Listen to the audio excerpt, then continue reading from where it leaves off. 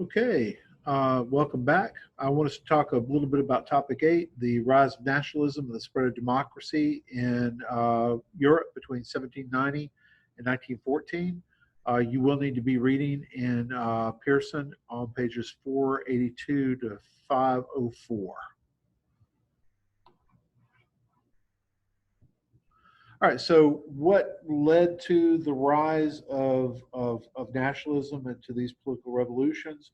Well, there's really a chain reaction. Okay, the Enlightenment that we talked about earlier and the ideas that it generated led to the American Revolution.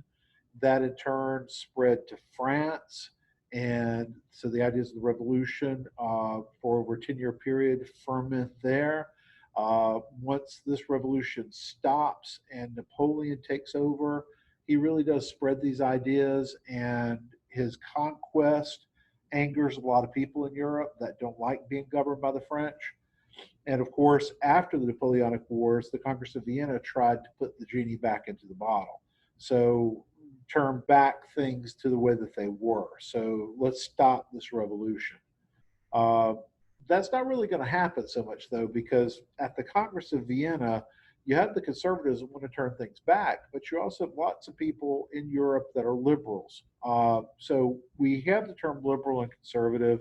What's the difference between them? Okay. Well, conservatives usually are people that are more established. They like the status quo. They don't want to see things changed. Liberals, they tend to be a little bit more open to change and to reform. They see that things could be made better. Okay. And so, conservatives in this time period tended to favor royal dynasties, the traditional way that they ranked people, churches. They really emphasized that respect for authority. They really liked stability, law and order. They didn't think revolution was something that should happen. Everything is good the way that it is. Whereas liberals, they tended to want governments that had restrictions. They wanted constitutions. They wanted separation of powers. They emphasized the natural rights that we've been talking about. They favored a form of government in which there was representation, republicanism. They tended to favor laissez faire economics, letting the government have a hands off approach to business. And where necessary, you need to actually take up arms and create these types of governments. This is an example of the political spectrum. You'll see this a lot when you hear people talk about politics. You'll hear left wing, right wing. You'll hear people called communist. You hear people called fascist.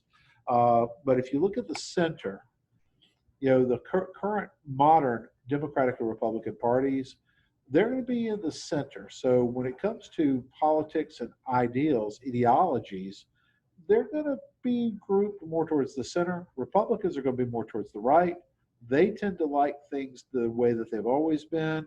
As you go more towards the right, you start to get to more extreme views that could turn into a dictatorship.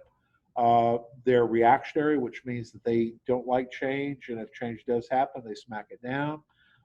Hitler's form of government is an extreme right wing form.